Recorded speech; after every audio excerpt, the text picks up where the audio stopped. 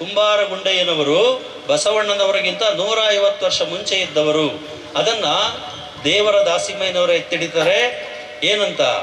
ಕುಂಬಾರಗುಂಡನ ಗಡಿಗೆಯ ಗತಿಗೆ ಶಿವನು ಕುಕಿಲಿರಿದು ಕುಣಿದ. ಅಂದ್ರೆ ಬಸವಣ್ಣವರಿಗಿಂತ ಮುಂಚೆ 100 ವರ್ಷ ಮುಂಚೆ ಆಗಿ ಹೋಗಿದ್ದವರು ದೇವರ ದಾಸಿಮಯ್ಯ. ಆ ದೇವರ ದಾಸಿಮಯ್ಯ ಕುಂಬಾರಗುಂಡಯ್ಯನ ಒಂದು ಭವ್ಯ ಪವಾಡವನ್ನು ಹೇಳಬೇಕಾದ್ರೆ 150 ವರ್ಷಕ್ಕಿಂತ ಮುಂಚೆ ಇದ್ದಂಥವರು ಕಾಯಕವೇ ಕೈಲಾಸ, ವರ್ಕ್ ಈಸ್ ವರ್ಷಿಪ್ ಅಂತೇಳಿ ವರ್ಲ್ಡಲ್ಲಿ ತೋರಿಸ್ಪಟ್ಟಂಥವರು ಕುಂಬಾರಗುಂಡಯ್ಯನವರು. ನಾವು ಅದನ್ನು ಹೆಮ್ಮೆಯಿಂದ ಹೇಳ್ಕೋಬೇಕು. ಹಾಗೆ ಇವರು ಭಕ್ತಿಗೆ ಹೆಸರಾದವರು. ಭಕ್ತಿ ಪ್ರಭೆ ಆದರೆ ನಮ್ಮಲ್ಲಿ ಇನ್ನೊಂದು ಜ್ಞಾನ ಪ್ರಭೆ ಇದೆ ಈ ಸಮಾಜದಲ್ಲಿ.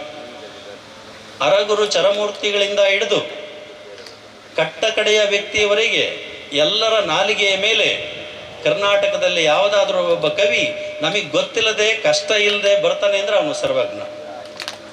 ಯಾವ ಸಂದರ್ಭದಲ್ಲಾದರೂ ಒಂದೊಂದ್ಸರಿ ಸರ್ವಜ್ಞನ ವಚನಗಳು ಬರ್ತವೆ. ಇಷ್ಟು ಭವ್ಯ ಜ್ಞಾನ ಸೂರ್ಯ ಸರ್ವಜ್ಞ ಕುಂಬಾರ ಸಮಾಜದಲ್ಲಿ ಹುಟ್ಟಿದವನು. ಅದಕ್ಕೆ ಹೇಳ್ತಾರೆ ಒಂದು ಮಾತು, ಸರ್ವಜ್ಞನ ಹೇಳದ ಮಾತಿಲ್ಲ, ಆಡು ಮುಟ್ಟದ ಸೊಪ್ಪಿಲ್ಲ ಅಂತೇಳಿ. ಈ ಜ್ಞಾನ ಸೂರ್ಯ ಕುಂಬಾರ ಸಮಾಜದ ಒಂದು ದೊಡ್ಡ ಸೂರ್ಯ, ಜ್ಞಾನ ಸೂರ್ಯ ಅಂತಕ್ಕಂಥದ್ದನ್ನು ನಾವು ಇಲ್ಲಿ ಗಮನಿಸಬೇಕು. ಹಾಗೆ ಮಹಾರಾಷ್ಟ್ರದಲ್ಲೂ ಸಹಿತ ಗೋರ ಕುಂಬಾರ ಅಂತಕ್ಕಂಥ ಒಂದು ಬರ್ತಾರೆ. ಅದೆಲ್ಲ ಭಕ್ತ ಕುಂಬಾರ ಸಿನಿಮಾದಲ್ಲಿ ತೋರಿಸಿದ್ದಾರೆ. ಹಾಗೆ ತಿರುನೀಲಕಂಠ ಅಂತೇಳಿ ಕ್ರಿಸ್ತಶಕ 5ನೇ ಶತಮಾನದಲ್ಲಿ ತಮಿಳುನಾಡಿನಲ್ಲಿ ಪ್ರಸಿದ್ಧ ಶಿವಭಕ್ತ. ಈ ಶಿವಭಕ್ತ ತಾನು ಮಡಕೆ ಮಾಡಿದ್ನೆಲ್ಲ ದಾನ ಮಾಡದಿರ್ತಾನವನು. ಊಟಕ್ಕಿಲ್ಲದ್ರೂ ಪರವಾಗಿಲ್ಲ ದಾನ ಮಾಡ್ತಾನೆ ಅಂತ ತಿರುನೀಲಕಂಠರು 5ನೇ ಶತಮಾನದಲ್ಲಿ ಕುಂಬಾರ ಸಮಾಜದಲ್ಲಿ ಹುಟ್ಟತಕ್ಕಂಥವ್ರು ಅಂತಕ್ಕಂಥದ್ದನ್ನು ನಾವು ಗಮನಿಸಬೇಕು. ಒಂದು ವೇಳೆ ಹೀಗೆ ನೂರಾರು ಇದ್ದಾವೆ ಇವುಗಳನ್ನು ನಾವು ಹೇಳ್ತಾ ಹೋದರೆ. ಭಾರತ ದೇಶದಲ್ಲಿ ಅನೇಕ ದಾರ್ಶನಿಕರು ಬರ್ತಾ ಹೋಗ್ತಾರೆ. ಆದರೂ ನಮ್ಮ ಸಮಾಜ ಎಲ್ಲಿದೆ? ಆದಿಮಾನವನಂತಿದ್ದ ಮನುಷ್ಯ ಇವತ್ತು ಇಷ್ಟು ಸುಂದರವಾಗಿ ವೇದಿಕೆ, ಇಷ್ಟು ಸುಂದರವಾಗಿ ಚಿಂತನೆ ಮಾಡ್ತಾ ಇದ್ದಾರೆ ಅಂದರೆ ಇದು ಕಾರಣ ಕುಂಬಾರ. ನಾಗರಿಕತೆ ಕಟ್ಟಿದ್ದು ಕುಂಬಾರ.